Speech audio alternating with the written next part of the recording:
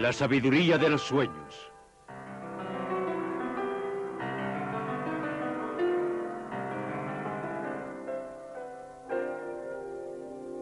Hubo una vez un hombre que vivía en las montañas. Dedicó su vida a soñar y a investigar sus propios sueños y los de los demás. Era un psiquiatra que hablaba del alma, un científico y un erudito. Un hombre empeñado en encontrar un significado a nuestra vida cotidiana. Sus sueños han alterado nuestras concepciones. Se llamaba Carl Gustav Jung. Un mundo de sueños. Tercera parte. Escribió la primera introducción al budismo zen. Emprendió el estudio de la mitología griega. Bueno, quizá no tanto, pero al menos la sacó a colación. Ya saben, los dioses y diosas, los mitos. Le interesaban los indios americanos. Fue a visitarlos. Le interesaba la sincronicidad. Le interesaba la astrología. Estudió todos estos temas y tenía muchas cosas interesantes que decir sobre cada uno de ellos. ¿Cuál es el valor de tus sueños en el mundo cotidiano? ¿Cuál es el valor de tus fantasías en el mundo cotidiano? Son enormemente importantes, al igual que la conciencia de ser una masa de complejos. Jung nos dio todo eso. Hoy en día es un tópico hablar del sentido de la vida o de si algo tiene sentido o no. Creo que Jung es en cierta medida responsable de este cliché. La obra de Jung descubrió el mundo de los sueños y del inconsciente al mundo moderno e introdujo el respeto por la psique en la actividad humana. En 1957, a los 82 años, Jung concedió su primera entrevista filmada. Sus ideas trataban de cuestiones universales, desde el amor, el matrimonio y las relaciones personales, hasta las hostilidades internacionales. Es característico que Jung expresara sus ideas políticas en términos de la psique.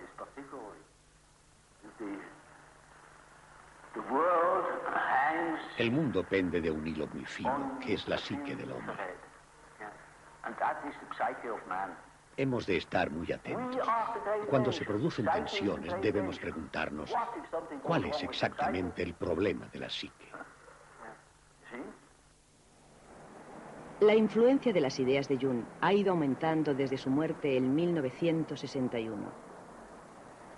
En todo el mundo su labor se ha difundido con el estudio psicológico de la guerra y de los traumas de la guerra. La arquitectura, el alcoholismo, la drogadicción, la bolsa, el envejecimiento, la senilidad y la muerte. Incluso del cine y sus estrellas. En muchos países, especialmente en los Estados Unidos, los psiquiatras junguianos están abordando nuevos temas. En San Francisco, el analista John Bibby estudia las películas. A veces se sueña con el cine. Alguien ve una película o va al cine. Es una imagen onírica bastante frecuente. En mi opinión, significa que contemplamos una situación que ha sido estudiada concienzudamente, que se ha cortado y montado, por así decirlo, que se ha analizado y presentado. Una situación que se comprende en su totalidad y al verla tenemos una idea global.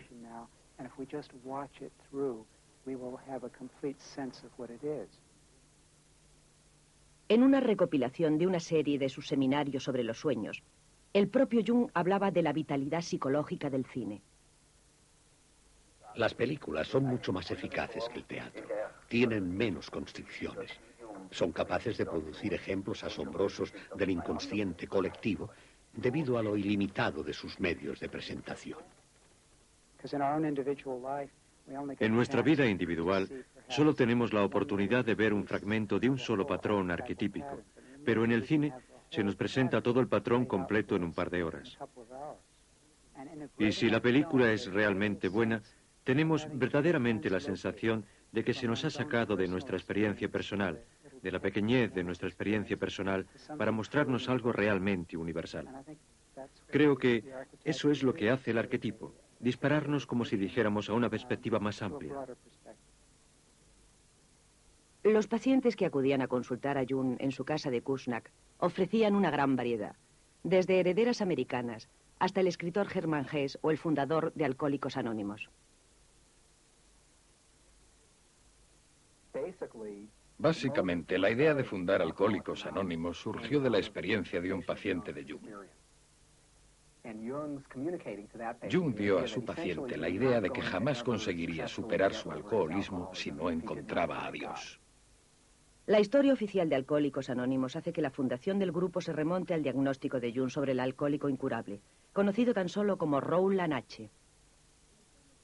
Su ansia de alcohol era el equivalente a un nivel inferior de la sed espiritual de nuestro ser por la totalidad, expresado en términos medievales por la unión con Dios.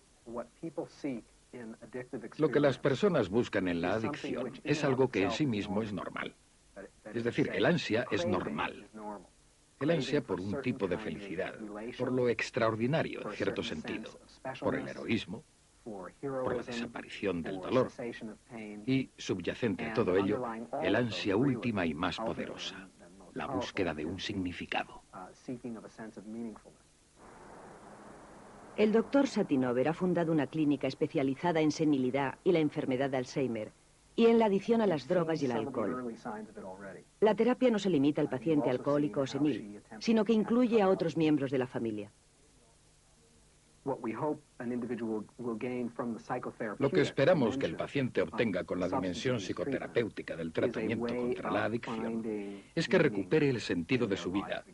Porque, como descubrió acertadamente Jung, en último término, el factor motivador clave al comienzo de una adicción es la búsqueda de espiritualidad.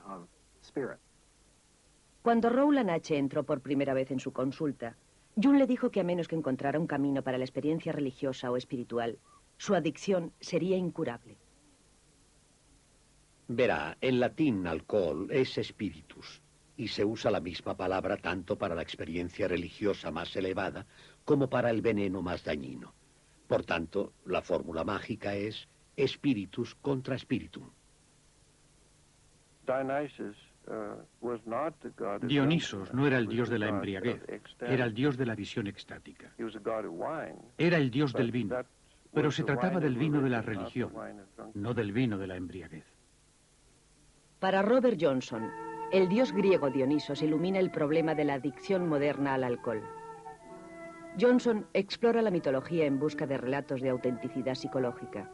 Su último libro estudia a los dioses de la antigüedad y nuestra necesidad universal de altura emotiva, de éxtasis. Es algo básico. Y si no logramos nuestra éxtasis, que es una cualidad arquetípica de forma legítima, lo obtendremos de forma ilegítima, cosa que explica en gran medida el caos de la cultura moderna. Nuestra vida tiene que contar con una dimensión extática.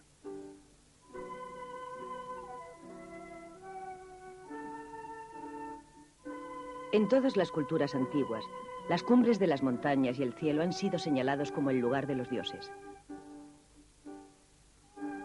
Moisés recibió los 10 mandamientos de su Dios en la cima de una montaña. Los dioses griegos vivían en el Olimpo. Los indios pueblo vivían cerca de su gran padre el Sol, en la meseta de Nuevo México, a 2000 metros de altura. La metáfora de la altura se aplicaba a un estado mental. Es universal. Y cuando una persona busca la sensación de ingravidez por medio de drogas, la implicación es que no se sienten elevados habitualmente. Pero la época moderna ha conquistado todas las alturas e incluso invadido el cielo. Jung se desesperaba. Los dioses se han convertido en enfermedades. Zeus ya no gobierna el Olimpo, sino más bien el plexo solar, y produce curiosos especímenes para la consulta de los médicos o altera la mente de políticos y periodistas que liberan inconscientemente epidemias psíquicas sobre el mundo. Eso era Dios para el doctor. Él decía, cuando desmantelamos el Olimpo convertimos a los dioses en síntomas. Y repito lo que había dicho hace un momento. Si no logramos obtener legítimamente un rasgo arquetípico, acabará saliendo a relucir bajo una forma sintomática incontrolable.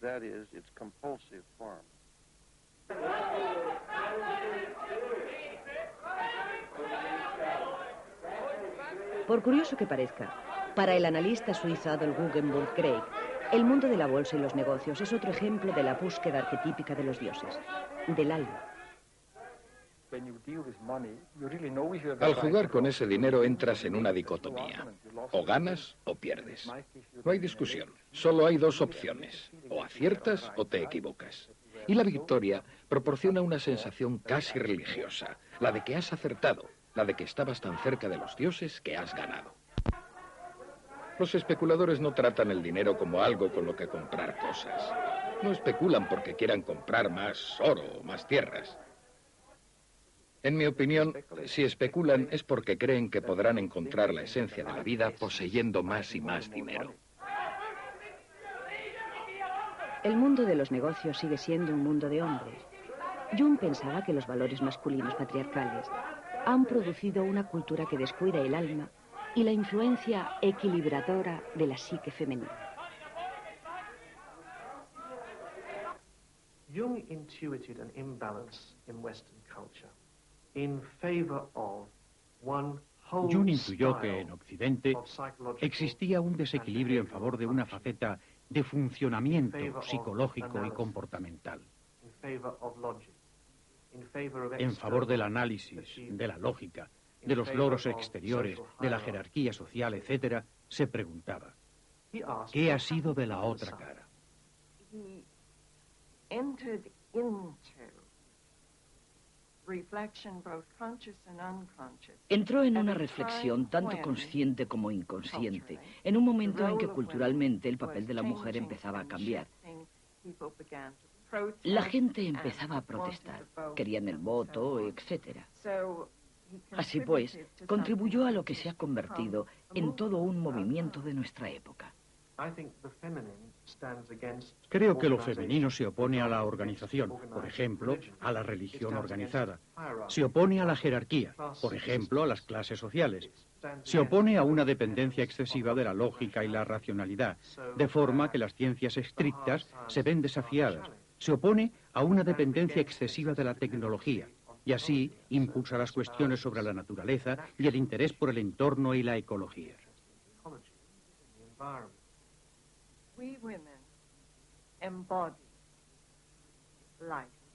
Las mujeres encarnamos la vida, la acción humana sobre la vida, y eso tiene resonancia psicológica, lo que significa que trabajamos continuamente con la vida, por lo que se refiere a nuestros fines, nuestros ideales, nuestro entendimiento y percepciones de lo que es ser nosotras mismas, ahora y dentro de la vida.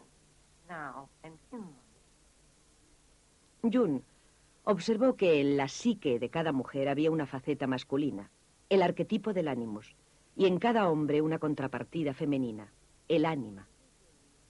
El ánima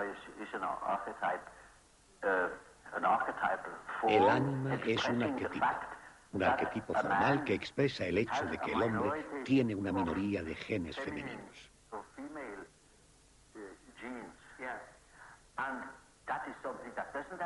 Es algo que no desaparece. Es algo que siempre está presente en él y funciona como una mujer en el interior del hombre. Lo mismo ocurre con el animus.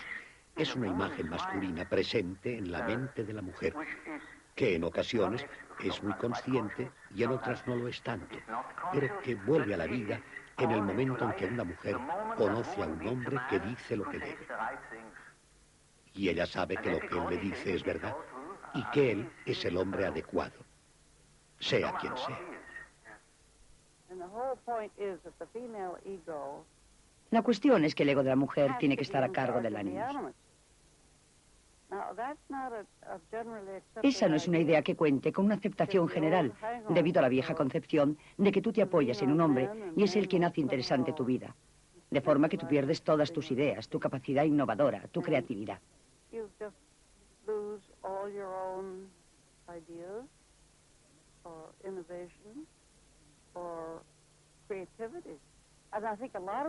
Creo que muchas mujeres tienen miedo a ser quienes son y hacer lo que es importante para ellas. Aún ocurre.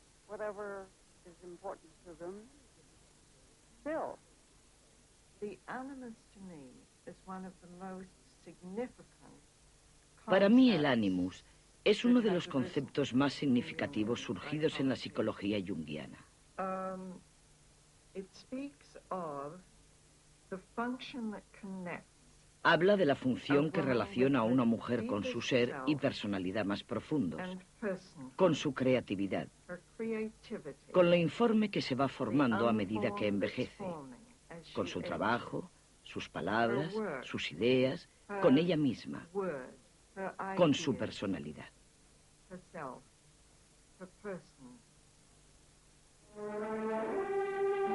Encadenados.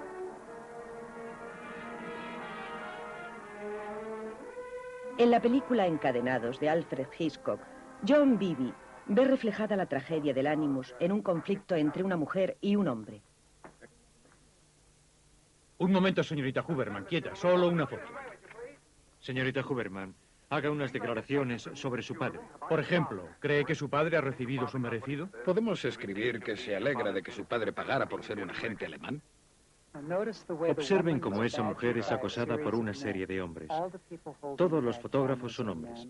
Todos los que le hacen preguntas son hombres. De forma que inmediatamente tienes la imagen de una mujer en una posición vulnerable, acosada por un grupo, por una serie de hombres. Esa es la imagen perfecta de lo que Jung quiere definir con la palabra ánimos. El modo en que el ánimos ataca a la mujer de un modo simbolizado a menudo por medio de múltiples figuras o una muchedumbre. Y la forma en que envuelve a la mujer y la juzga. La cámara está en la parte inferior izquierda de la pantalla y poco a poco nos damos cuenta de que en la esquina inferior izquierda hay ahora un hombre, cuyo punto de vista compartimos. Es una figura oscura, desconocida. Ella se siente medio atraída, medio intimidada por él. No sabe si es el policía. Es la experiencia que a menudo tienen muchas mujeres. La de sentirse siempre atacadas. ¿Estoy guapa? ¿No piensan mal de mí?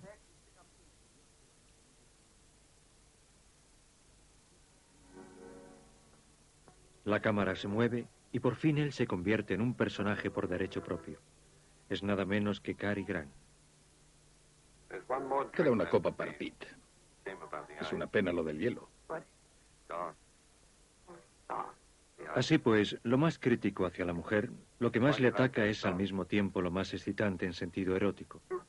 Y lo más interesante, lo más estimulante. Precisamente ahí tenemos el problema del ánimos. El arquetipo es una fuerza por derecho propio. Tiene autonomía. De pronto se apodera de ti, te domina. Por ejemplo, el amor a primera vista. Ese es un buen ejemplo.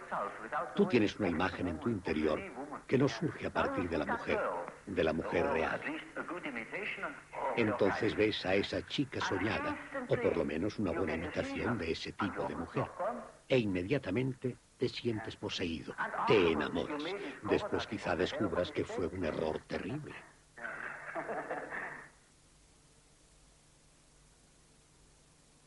Los conceptos de animus y ánima surgieron en Jung a partir de la observación de la realidad psicológica y la vida de sus pacientes y le ayudaron a comprender tanto los dolores como las alegrías de las relaciones humanas.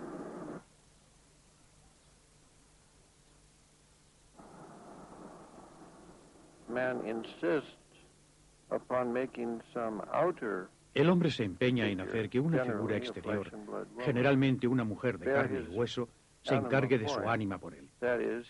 Es decir, hace que el mundo exterior sea una mediación entre él y su ánima, en lugar de servirse de ella en su interior, que es su lugar natural. Esto produce más dolor, más inquietud y más sufrimiento que ninguna otra causa singular que yo conozco. El hombre es perfectamente capaz de comprender que esa mujer de su elección, como suele decirse, no es ninguna elección en absoluto, que ha sido atrapado. Se da cuenta de que no es buena, de que estar con ella es desastroso. Y me lo dice, y me pide, por el amor de Dios, doctor, ayúdeme a librarme de esa mujer. Él no puede. Es como si estuviera prisionero. Y ese es el arquetipo. Ese es el arquetipo del ánima. Esa contribución de Jung, la dicotomía animus-ánima, no solo es inmensamente útil para comprender las dificultades de las relaciones humanas, alegrías y riquezas de esas relaciones, sino que es algo, como todas las ideas realmente acertadas, que la gente normal hace de verdad. Esa es la mejor piedra de toque de cualquier teoría psicológica.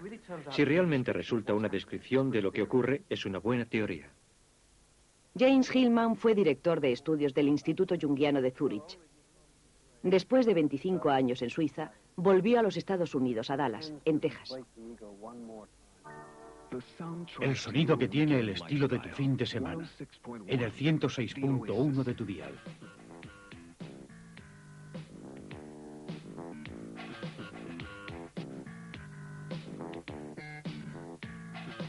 Hillman analiza los sueños de sus pacientes, pero también ve imágenes de la psique en la arquitectura de la ciudad y en la estructura y la atmósfera del paisaje urbano.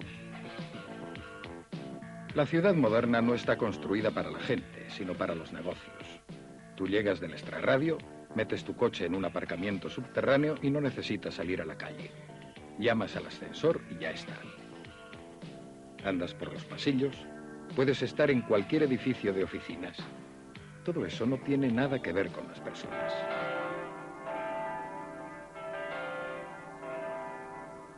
Lo que ocurre con Dallas, lo que ocurre con la psique en todo el mundo, es que cada lugar tiene una psique propia, y esa psique habla por medio de lo que se muestra.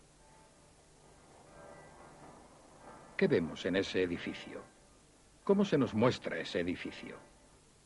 Veamos, no hay necesidad de puertas de entrada al nivel de la calle. Está todo recubierto de paneles.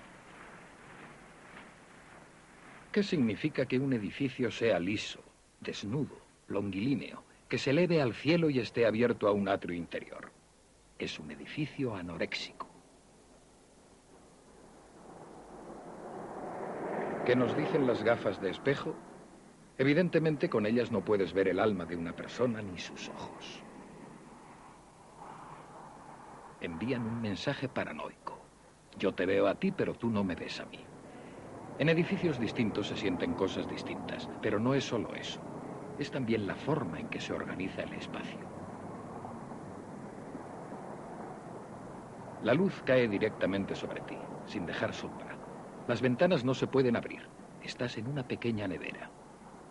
Claro que tiene que haber enfermedades dentro de las oficinas y crisis psicológicas que no puedes alejar simplemente yendo al psiquiatra una vez a la semana.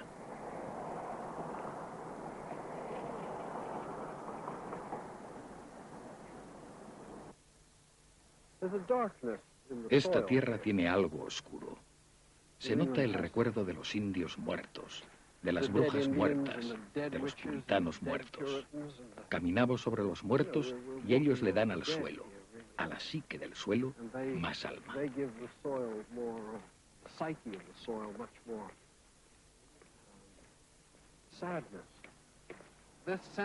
Esa sensación de que esta tierra ha empapado sangre le da profundidad, le da alma al lugar. La atmósfera está en el paisaje, no solo en tus ojos, sino también en el paisaje.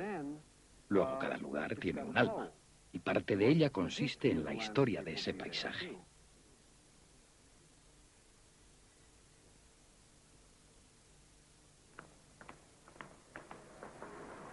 Jung observó la eterna necesidad humana de experiencias arquetípicas.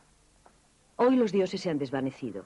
Vemos éxtasis y significado en la riqueza y el poder, las drogas y el alcohol, o en la vida de los famosos. Proyectamos nuestras fantasías en las figuras públicas, líderes políticos, miembros de la realeza, héroes del deporte, músicos y estrellas de cine. El inconsciente colectivo es demasiado grande para soportarlo personalmente. Es como pretender que se soporte una descarga de 100.000 voltios de alta tensión cuando la instalación de la casa tiene una resistencia de 110 voltios. Eso es vivir el inconsciente colectivo personalmente. La mayoría ha de ser vivido por proyección.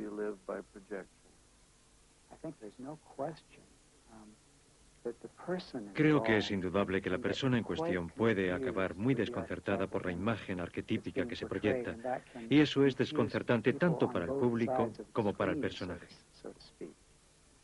El ejemplo más famoso es Marilyn Monroe. Aparentemente, en un sueño que le contó a alguien, y que ese alguien escribió, estaba desnuda de pie en una iglesia y entraba todo tipo de gente para adorarla.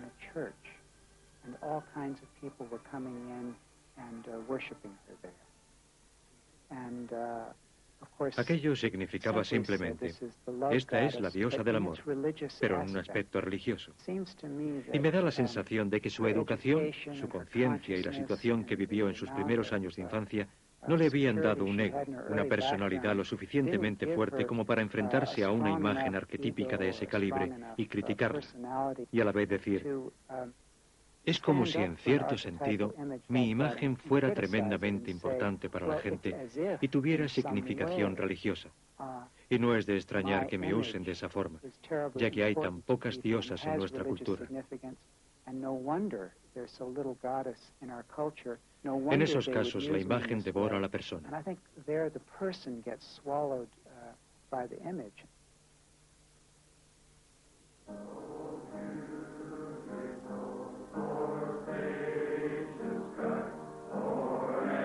Estos hombres son veteranos de la guerra del Vietnam. Para los psicólogos junguianos y para el propio Jung, la experiencia de la guerra es tan psicológica como el hecho de enamorarse.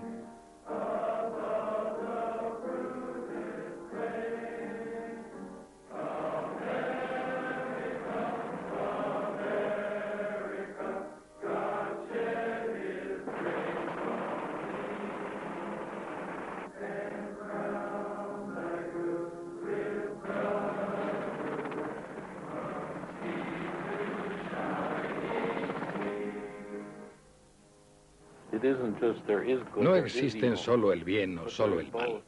Existen ambos y están en nuestro interior.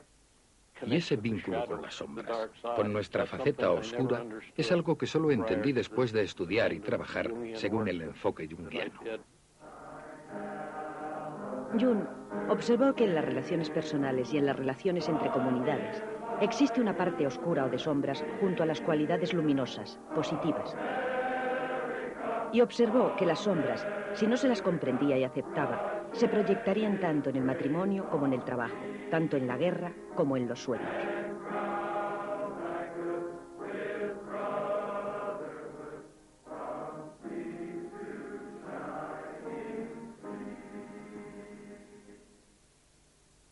Las decenas de miles de jóvenes americanos que fueron reclutados para la guerra del Vietnam no lograron la victoria. Las heridas psicológicas que sufrieron no han curado todavía.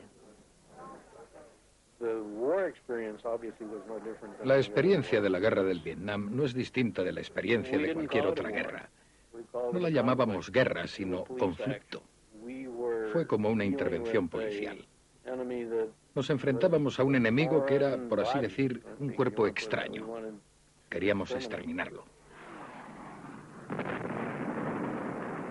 Aquello tuvo como consecuencia el que pudiéramos negar la existencia de esos hombres que fueron tan heroicos como cualquier soldado en cualquier guerra y proyectar nuestra sombra. Les llamamos perdedores, drogadictos, asesinos de niños, todo lo que despreciábamos. Harry Wilmar trabaja con veteranos del Vietnam en Texas. Aunque han transcurrido 20 años, muchos veteranos siguen cargando con el peso de la derrota militar y la culpabilidad de los horrores de la guerra. Soportan la imagen de la derrota, de la destrucción, de la oscuridad, de la violencia, incluso del mal que se encuentra en todos nosotros. Cuando estos hombres volvieron a casa, nadie les aceptaba. Nadie quería oír lo que tenían que decir.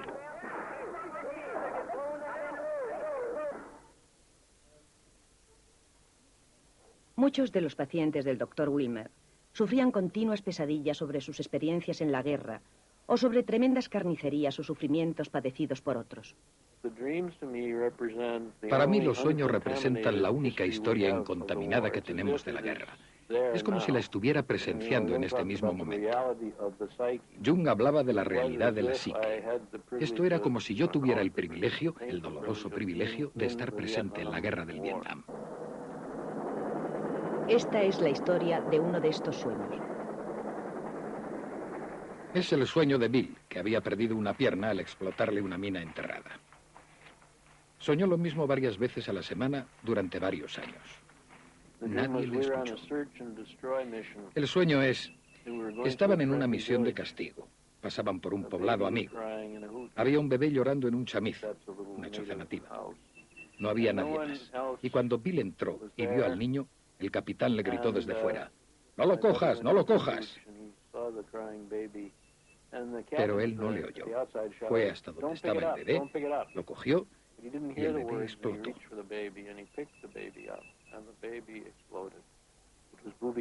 Era una trampa explosiva. Del bebé no quedó nada y mi amigo quedó hecho pedazos. Eran granadas. Y él nunca pudo superar aquel llanto, aquel ruido, la idea de que tenía que haber hecho algo que no había hecho. Esa es una típica pesadilla de guerra.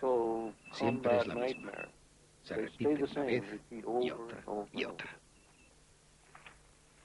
Hubo soldados americanos que murieron en Vietnam por culpa de bebés convertidos en trampa explosiva. Pero Bill no había visto esos horrores. Su pesadilla reflejaba su herida en otras circunstancias. Por primera vez, el doctor Willman aceptó el sueño de Billy como una experiencia real. La posibilidad de transformación y de curación comienza cuando en el sueño surge otro elemento irreal. En el sueño apareció algo que no había ocurrido. Después de todo, si sueñas lo mismo durante 12 años y te despiertas bañado en sudor frío y lleno de espanto, con la sensación de que sigues allí, cuando en el sueño aparece algo que no ocurrió en realidad, eso empieza a sacarte de esa experiencia primera. Y el paso siguiente es lo que yo llamo la pesadilla curativa, cuando se transforma y acaba convirtiéndose en una pesadilla alucinatoria normal. No podía ser muy distinto del tipo de sueños que tenemos de vez en cuando.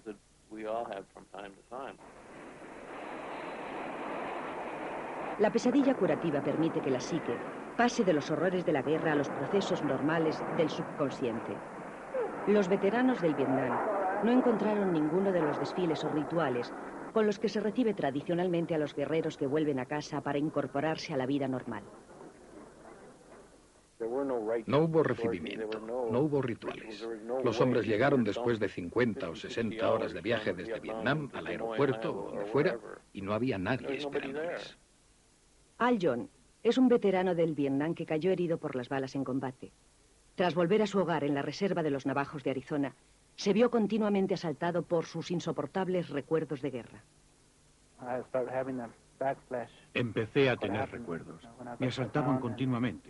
No podía estar en paz. Fui a ver al curandero y él me dijo que todavía estaba obsesionado con el Vietnam, que mis recuerdos seguían ahí, que mi mente seguía fuera de la reserva Navajo.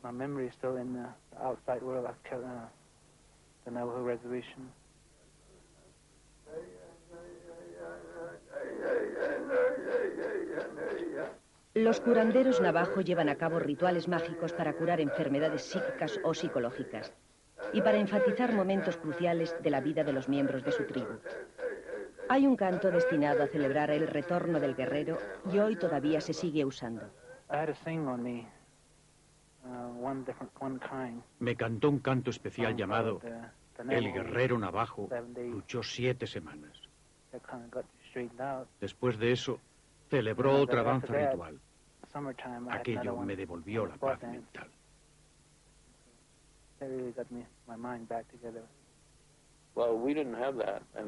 Nosotros no tenemos eso y lo necesitamos.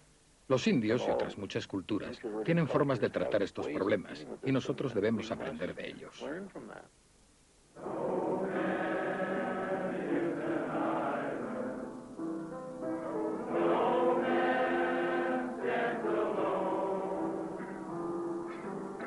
Luego se erigió el Memorial de Washington, esa lápida de mármol de 130 metros de largo. Aquello tuvo un efecto enorme. Fue el principio del dolor de América, del reconocimiento de América. Lo mirabas y veías tu rostro reflejado en el mármol oscuro detrás de los nombres.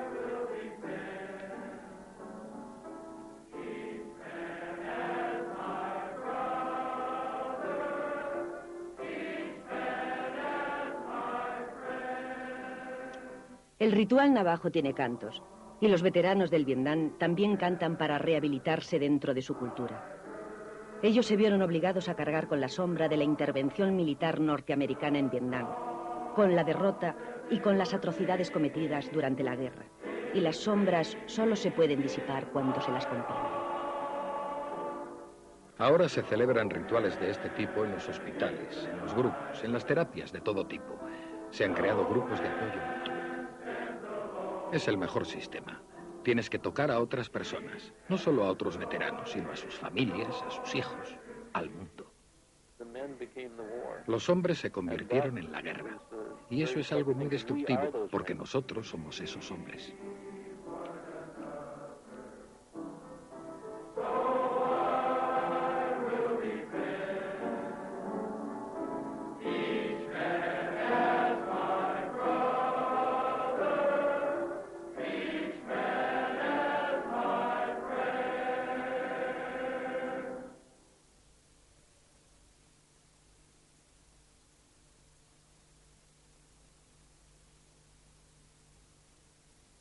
Al igual que Jung jugaba con los sueños que surgían del inconsciente de sus pacientes, así el juego con la arena ofrece espacio y libertad para que el inconsciente se exprese en imágenes concretas.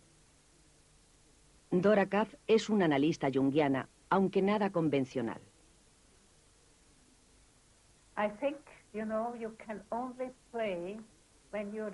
Creo que solo puedes jugar cuando eres totalmente libre. Tienes que ser totalmente libre por dentro. Lo que dijo Jung de que la psique tiene tendencia a curar se muestra realmente en los cuadros de arena, porque esta tendencia a curar consigue tomar el mando en cierto sentido si se le da este espacio libre y protector.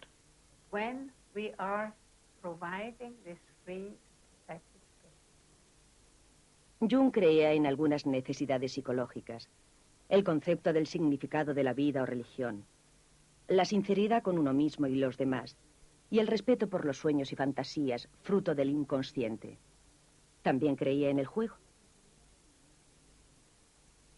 Todo individuo que sea creativo en cualquier aspecto debe lo más grande de su vida a la fantasía. El principio dinámico de la fantasía es el juego, también característico del niño, y como tal, resulta contradictorio con el concepto de trabajo serio. Es insensato tratar a la fantasía, debido a su naturaleza arriesgada o imprevisible, como algo de poco valor.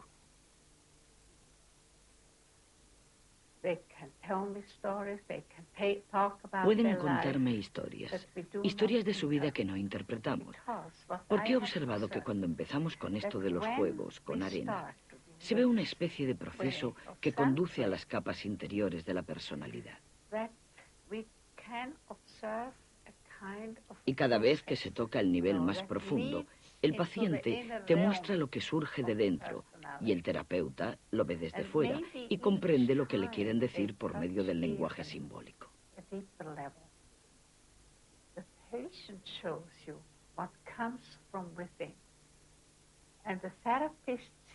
From outside and understands what he wants to tell you through the symbolic language. We would say that the people who Podríamos decir que la gente que juega aquí entra también en el ámbito del inconsciente colectivo. El inconsciente colectivo significa que eso tiene sentido para todo el mundo, que hay unos símbolos que tienen sentido no solo para los suizos, sino también para los ingleses o para un continente distinto.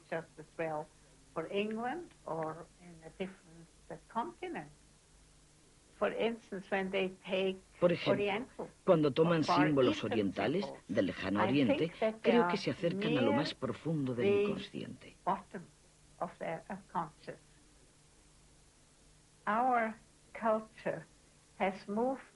Nuestra cultura se ha alejado de la vida instintiva y por eso aquí tenemos expuestos varios tipos de animales. Por ejemplo, animales salvajes. Y eso para el paciente puede indicar que no ha estado en contacto con su instinto.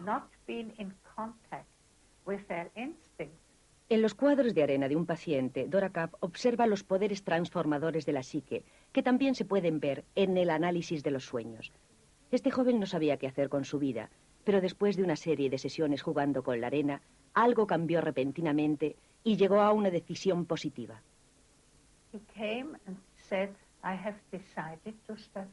Entró y dijo, he decidido estudiar medicina. Yo me quedé muy sorprendida porque nunca habíamos hablado de lo que debía estudiar o lo que debía hacer. Y después hizo este cuadro. Es una ciudad. Hay tráfico y un policía municipal dirigiendo el tráfico. Tenemos todas estas casas sin ventanas. Por tanto, sentí que era una situación muy anónima.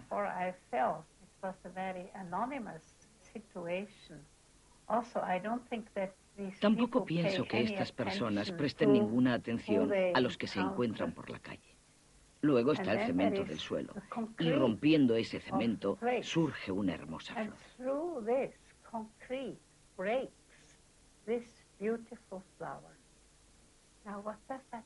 ¿Qué significa eso? Que aunque él viva en ese entorno y no haya tenido ningún contacto a través de su vida interior, de repente sintió que había algo más importante que todo el entorno que le asfixiaba.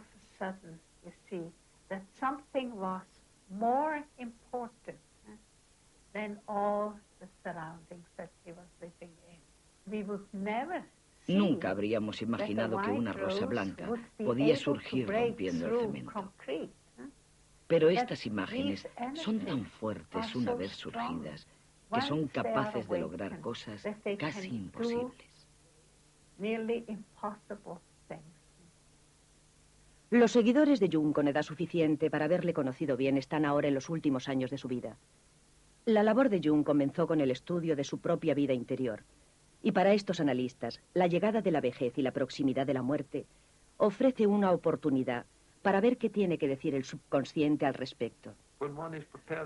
Cuando uno se prepara para la muerte, que es lo que yo he estado haciendo durante estos últimos 10 años, suena lúgubre, pero a mi edad no lo es. He tenido una vida increíblemente rica y, como ella ha dicho, yo llamo a Dios Elwood. Y si decidiera llevarme mañana por la noche, escribiría: querido Elwood, gracias, Joe. Eso es lo que yo siento. El doctor Adolf Guggenmuth Craig, un analista de Zúrich, ha publicado recientemente un libro titulado Viejos locos.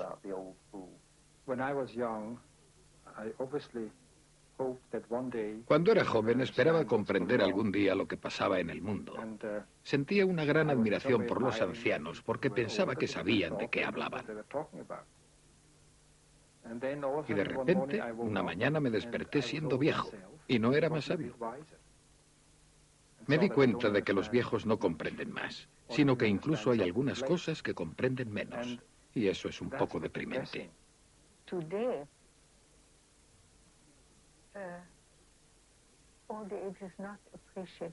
Hoy no se aprecia demasiado la vejez.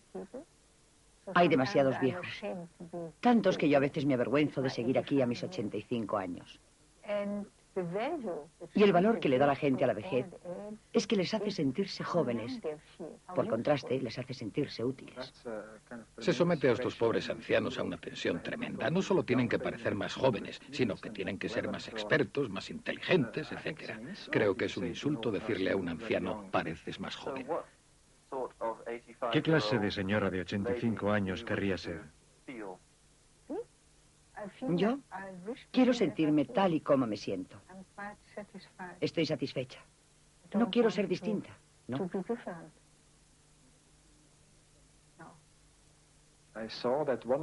Me he dado cuenta de que una de las ventajas, una de las posibilidades de la ancianidad, que por otra parte también se ha reflejado en imágenes, es que cuando eres viejo ya no tienes que preocuparte tanto de las cosas.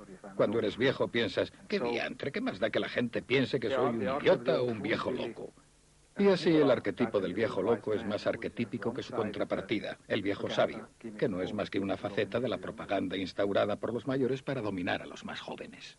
Los analistas junguianos comparten la convicción de que la vida tiene significado, aunque este solo se pueda encontrar retrospectivamente, y aunque el significado pueda ser puramente personal, sin una significación más amplia.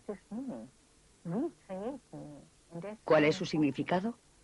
Nosotros creamos su significado, y eso es lo importante. Ahora, cuando recuerdo mi larga vida, veo escenas que fueron muy difíciles para mí. Si tratas de comprender tus sueños y tus fantasías, quizá puedas encontrar un significado mirando hacia atrás, con una reflexión junguiana.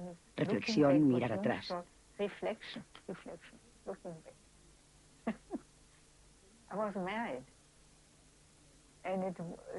Yo me casé cuando era muy joven. Tenía 20 o 21 años. No duró mucho, así que nos divorciamos y yo pensé, ¿qué puede significar esto? Es ridículo. Los estudiantes que se casan y se marchan de casa.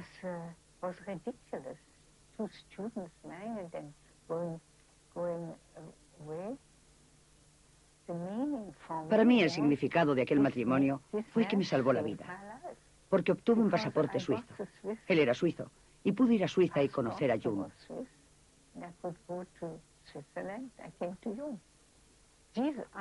Esos son los datos que en el momento de producirse uno no comprende, pero que después se comprende.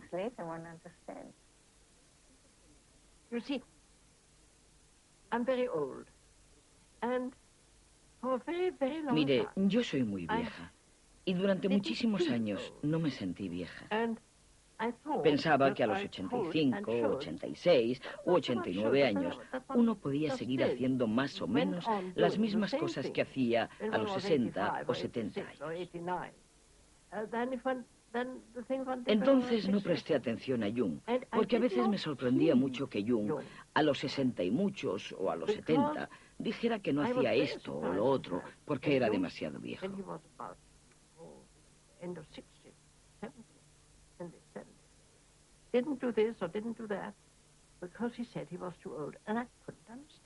Yo no podía comprenderlo. Jung decía siempre, si no sabes captar las indirectas de la vida te golpeará. Y eso es verdad. Había indirectas que yo pude haber captado y no capté. Así que tuve que romperme la pierna antes de querer o poder comprender qué era aquello. En concreto, sentí casi una especie de alivio por poder ser vieja. Porque se me permitiera ser vieja. Fue una experiencia extraordinaria.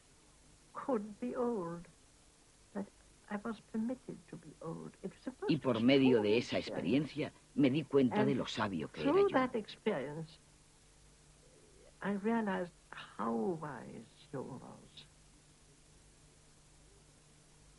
A medida que el propio Jung iba envejeciendo, pasaba más tiempo en su torre de Bollingen, donde se sentía impulsado a pensar, escribir y recordar, a grabar, a soñar y quizá más que nada, simplemente a jugar.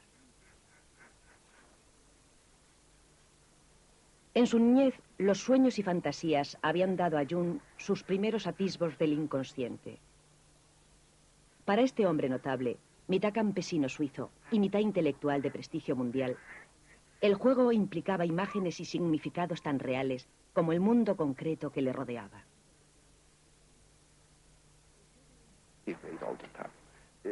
Jugaba todo el tiempo. Hacía lo que llamaba vías fluviales.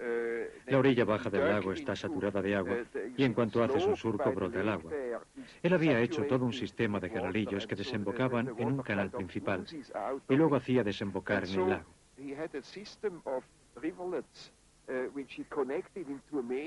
Cuando yo era pequeño, con unos 8 años, le ayudaba.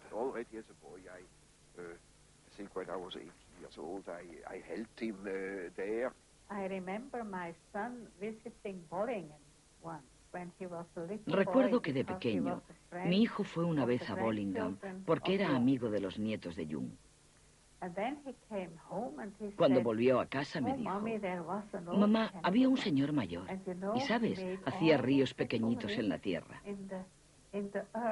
Estaban jugando cerca del lago y tenía curiosidad por saber por qué hacía eso. Sabemos que toda idea valiosa, toda labor creativa, es fruto de la imaginación y tiene su origen en lo que se ha dado en llamar fantasía infantil. Sin ese juego con la fantasía no ha surgido aún ninguna labor creativa. La deuda que tenemos con los juegos de la imaginación es inconmensurable. No debemos olvidar que solo en la imaginación se encuentra la más alta dimensión del hombre.